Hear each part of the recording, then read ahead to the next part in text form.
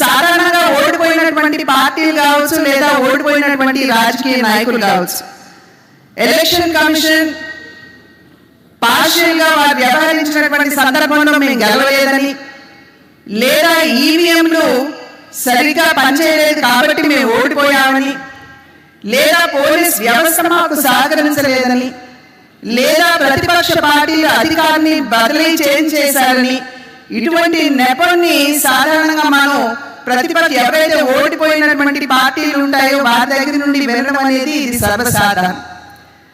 అయితే అందరూ అర్థం చేసుకోవాల్సినటువంటి విషయం, విజయాన్ని ఎంతగా మనం స్వాగతిస్తామో ఓటమిని కూడా అంతే ధైర్యంతో స్వీకరించవలసినటువంటి మనస్తత్వం, ఆత్మస్థైర్యం రాజకీయ నాయకులకి ఉండాలి అనేటువంటి విషయం మనం ఇక్కడ గమనించాలి అని చెప్పి నేను తెలియజేస్తున్నాను.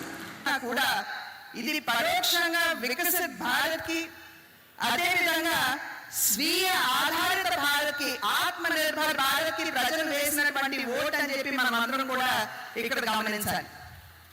గడిచిన 10 సంవత్సరాల కాలం ఏదైతే ఎన్డీఏ కూటమి కేంద్రంలో అధికారంలో ఉన్నదో, ఆ కూటమి అద్భుతమైనటువంటి పరిపాలనని దేశానికి అందించినటువంటి సందర్భంలో, ప్రజా సంక్షేమ పాలనని ప్రజలకు అందించినటువంటి నేపథ్యంలో, అవినీతి రహిత పాలనని ప్రజలకు అందించినటువంటి తీరుని గమనించి ప్రజలు ఇవాళ ఎన్డీఏ కూటమికి వారి ఆశీర్వాదాన్ని అందించారు అని అంటే, ఇది ఒక రకంగా ఎన్డీఏ కూటమి అనుసరిస్తున్నటువంటి వైఖరికి ఆమోద ముద్ర వేశారు అని చెప్పి మనం అందరం కూడా ఇక్కడ గమనించాలి. ఎన్డీఏ పరిపాలన సందర్భంలో దేశంలో అద్భుతమైనటువంటి ప్రగతి మన దేశం సాధించింది.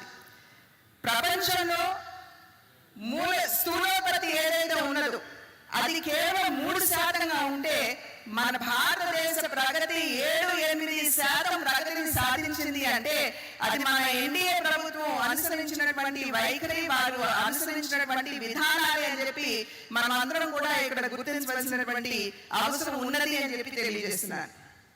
ప్రపంచంలో 11వ ఆర్థిక శక్తి భారతదేశం అని చెప్పి ప్రజలు చెప్పేవారు.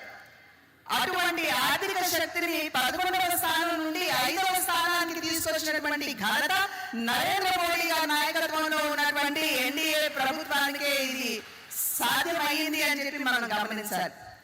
5వ ఆర్థిక శక్తిగా ఇవాళ ప్రపంచంలో భారతదేశం గుర్తింపు చెందినటువంటి సందర్భంలో మరి దాని యొక్క పర్యవసానం ఏ విధంగా మన దేశం మీద ఉన్నది అనేటువంటి విషయాన్ని కూడా మనం ఒకసారి విశ్లేషించుకోవాల్సినటువంటి అవసరం చాలా ఉంది. 5వ ఆర్థిక శక్తిగా ఎదిగినటువంటి భారతదేశం ఇవాళ ఆ స్థాయికి ఎదగలిగింది కాబట్టి దేశంలో 4 కోట్ల మంది పేదలకి ఇళ్ళు ఇవ్వగలిగింది. అదేవిధంగా 10 కోట్ల మంది పేదలకి మరి టాయిలెట్ నిర్మాణం చేసి, మరుగుదొడ్ల నిర్మాణం చేసి పేదలకు ఇవ్వగలిగాం. దేశంలో 80 కోట్ల మంది పేదలకి ఉచితంగానే మనం ప్రతి ఒక్కరికి 5 కిలోల బియ్యం అందిస్తున్నామంటే అది 5వ ఆర్థిక శక్తిగా మనం ఎదిగినటువంటి సందర్భంలోనే సాధ్యపడింది అని చెప్పి మనం గమనించాలి. అదేవిధంగా 50 కోట్ల మంది పేదలకి ఇవాళ ఆయుష్మాన్ భారత్ కింద ఉచితంగానే 5 లక్షల రూపాయల వరకు వైద్య సహకారాన్ని మనం అందించగలుగుతున్నాం. రాబోయే కాలంలో 70 సంవత్సరాలు పైబడినటువంటి ముదస్సులు ఎవరైతే ఉన్నారో వారికి సైతం ఆయుష్మాన్ భారత్ అందించగలుగుతున్నామంటే ఇవాళ 5వ ఆర్థిక శక్తిగా ఉన్నటువంటి సందర్భంలోనే అని చెప్పి మనం అందరం కూడా గమనించవలసినటువంటి అవసరం చాలా ఉంది.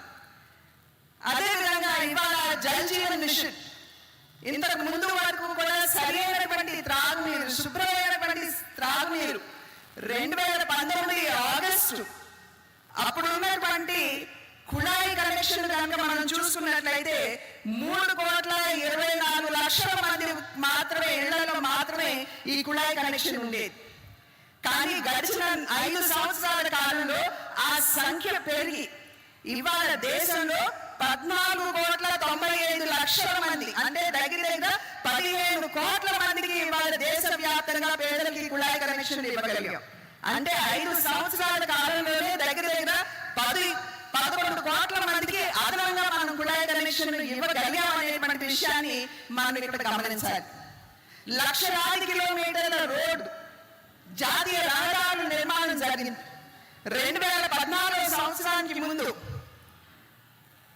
రాష్ట్ర మంత్రివర్యులు సోదరులు సత్యకుమార్ గారిని, అదేవిధంగా అనపర్తి ఎమ్మెల్యే రామకృష్ణారెడ్డి గారిని వేదిక మీదకి రావాల్సిందిగా ఆహ్వానిస్తున్నాను.